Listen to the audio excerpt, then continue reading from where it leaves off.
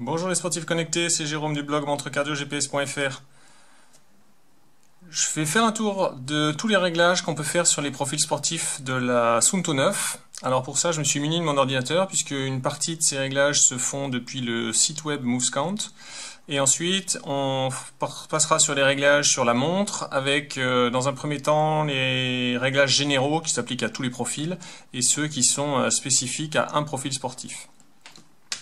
Donc pour commencer, dans l'interface de MovesCount, on va sur Moi, Mes montres, même si vous n'en avez qu'une.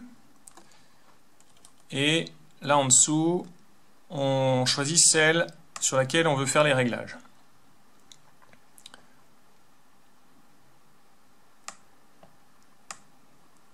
Voilà, donc on a ici tous les réglages possibles sur la Suunto 9. Nous, on va s'intéresser dans cette vidéo aux réglages des profils sportifs.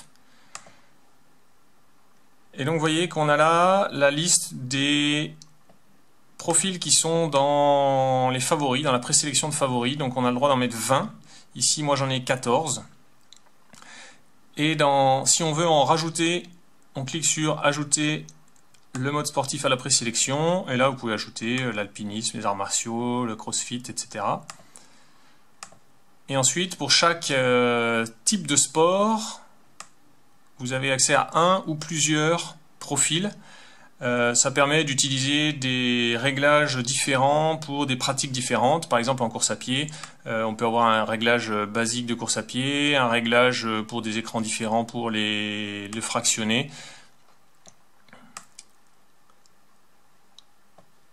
Et ces profils-là ne sont pas personnalisables.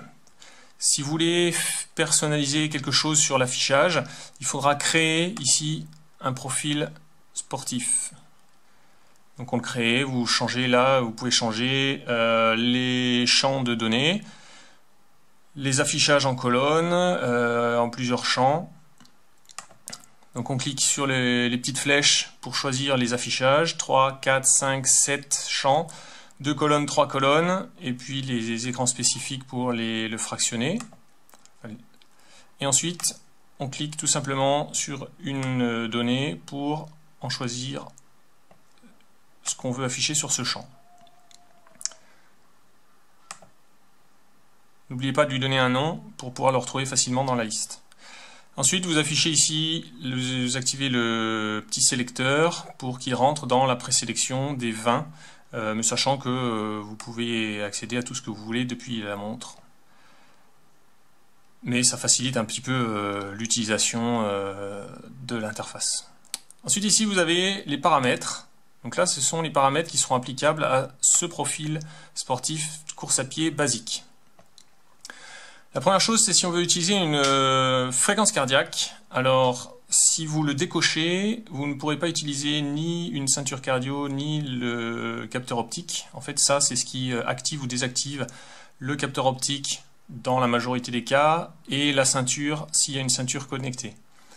Ensuite, les pods à rechercher sont les accessoires connectés. Vous voyez qu'on peut activer des accessoires vélo, un footpod pour la course à pied, ceinture cardio, et un capteur de puissance. Si vous décochez ici un type d'accessoire et que vous essayez après de le coupler, ça ne fonctionnera pas. Donc passez quand même bien ça en revue si le jour où vous achetez un nouvel accessoire. Ensuite, la précision GPS. Alors là, sur la Suunto 9, ça correspond à un enregistrement, à une prise de mesure toutes les secondes, toutes les 60 secondes, toutes les 120 secondes. Ou alors GPS éteint. C'est un peu différent des Spartans. Sur les Spartans, c'est 1 seconde écho et 60 secondes. Ensuite, on peut choisir le mode de fonctionnement de l'altimètre. Donc il y a un altimètre barométrique sur la Suunto 9 et on peut choisir dans un profil sportif si on veut le forcer à faire plutôt des mesures d'altitude ou plutôt des mesures de météo. Vous savez que ce sont deux données qui sont liées. Lorsqu'on mesure la pression atmosphérique, elle peut provenir soit d'une variation de météo, soit d'une variation de température, soit d'une variation d'altitude. Donc là, soit on force le mode de fonctionnement de l'altimètre. Typiquement pour tous les sports qui sont pratiqués au bord de déjà tous les sports d'eau, vous pouvez mettre baromètre parce que là vous êtes sûr qu'il n'y aura pas de variation d'altitude. Et pour tous les sports type trail et même course à pied, vélo, vous pouvez forcer l'altimètre. Sinon, vous voyez, pour moi j'ai forcé l'altimètre. Sinon, vous faites le réglage automatique et là c'est l'altimètre qui essaiera de définir d'où provient le changement de pression. Ensuite, vous avez le tour automatique, soit éteint, soit sur la distance, la durée, et on règle ici la valeur. L'intervalle d'enregistrement, c'est l'intervalle d'enregistrement dans la mémoire. En fait, donc, la prise de mesure GPS se fera toujours en fonction du réglage GPS. La prise de mesure de la fréquence cardiaque se fera toutes les secondes. Mais après, est-ce que vous voulez enregistrer dans la mémoire toutes les secondes ou toutes les 10 secondes? Ça dépend en fait, si vous faites de très très longs enregistrements, ça peut des fois saturer la mémoire. Donc à ce moment-là, vous faites un enregistrement toutes les 10 secondes. La précision à l'écran sera toujours la même, c'est-à-dire que toutes les mesures seront prises toutes les secondes si vous avez défini des GPS et cardio toutes les secondes. Par contre, les valeurs seront enregistrées dans la mémoire que toutes les 10 secondes, ce qui divise par 10 la taille de l'enregistrement. Pause automatique, c'est quelque chose qu'on retrouvera après sur la montre. L'écran tactile, on ou off, là c'est une question de goût et ça a un impact sur l'autonomie. Les sensations, c'est un écran qui intervient juste après qu'on ait arrêté une activité et qui permet de suivre les sensations à la suite des entraînements sur le long terme pour voir quand est-ce que vous étiez en forme, quand est-ce que vous étiez un peu dans le dur. La couleur, le nombre de couleurs d'affichage, donc là aussi petite variation de consommation. Et si vous voulez alors là c'est un peu contre-intuitif, c'est le délai d'extinction de l'écran. Donc en fait si vous voulez un écran tout le temps activé, il faut mettre cette valeur sur off.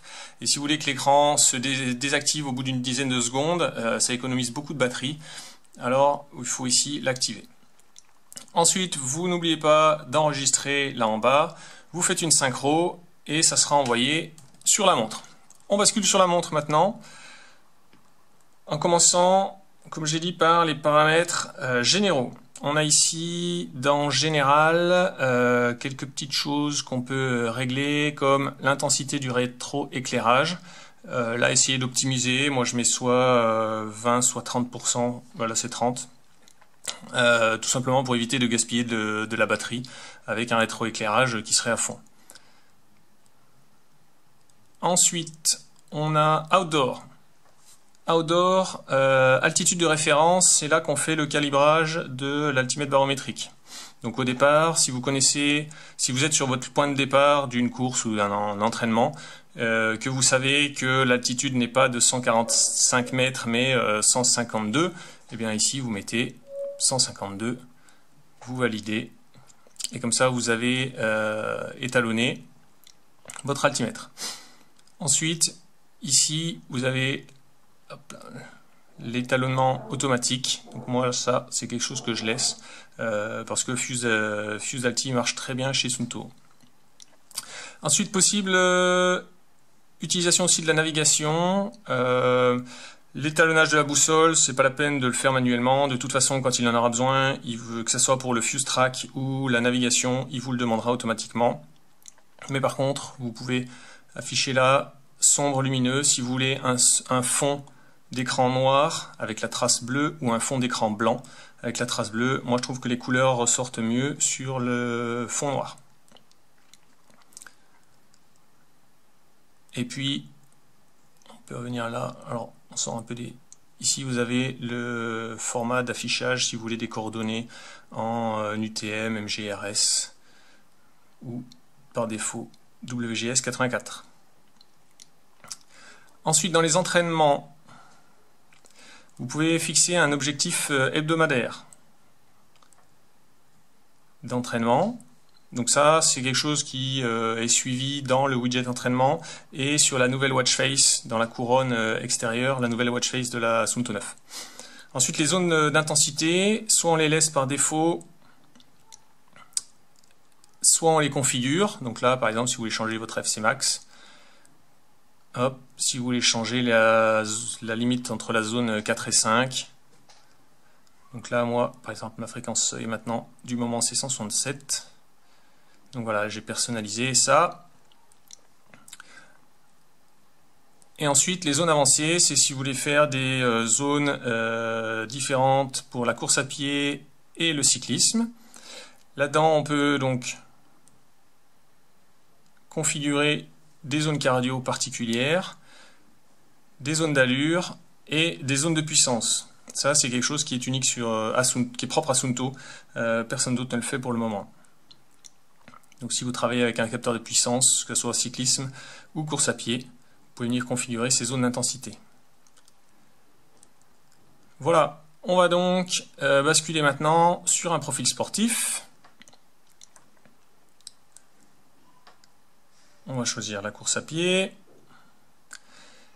Alors, première chose, bon, c'est spécifique à la Suunto 9, les modes de batterie. Donc ici, vous avez la durée estimée. Là, on est en orange, donc c'est le mode endurance. Ultra en rouge. Et performance en vert. Ensuite, là, on a les options, donc une pression vers le bas. On peut définir un objectif, alors soit un objectif d'intensité, fréquence cardiaque ou allure, et là on définit ensuite des zones. Soit des objectifs généraux, donc là c'est la durée ou la distance. On peut ensuite choisir la navigation, soit petit poussé, point d'intérêt, itinéraire. Ensuite, on va chercher l'itinéraire qui nous intéresse.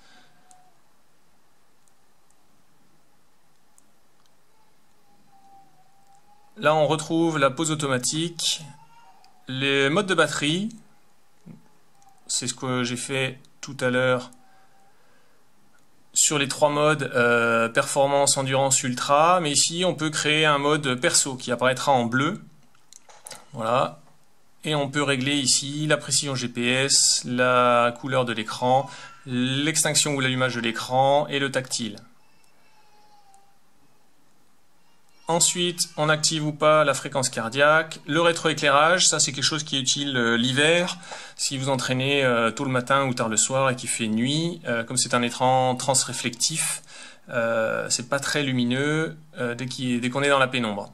Ensuite ici on active le fractionné, enfin les compteurs d'intervalle, avec donc le nombre de répétitions, la durée ou la distance d'intervalle, et même chose pour la récupération. Ça, c'est quelque chose qu'on lancera comme on veut. Et ensuite, le thème, donc là, c'est la même chose que pour la navigation, c'est le fond d'écran, si on veut un fond d'écran noir ou un fond d'écran blanc. Alors d'expérience, moi je trouve que le fond d'écran blanc rend les chiffres plus lisibles, mais le fond d'écran noir rend les couleurs plus lisibles, donc je le préfère pour la navigation et pour la couronne cardio. Donc en fonction de ce que je fais comme sortie, je choisis l'un ou l'autre. Voilà, on a fait tout le tour des réglages qu'on peut faire sur les profils sportifs d'une Suunto 9. Vous pouvez aller configurer votre montre si vous avez découvert des choses que vous ne connaissiez pas. Laissez quand même un pouce j'aime sur cette vidéo avant de partir. Et puis, vous pouvez vous abonner à la chaîne YouTube et également aller voir, il y a une playlist Suunto 9 parce que j'ai fait plusieurs vidéos. Donc, si vous voulez aller voir d'autres vidéos sur la Suunto 9, vous pouvez aller voir dans la playlist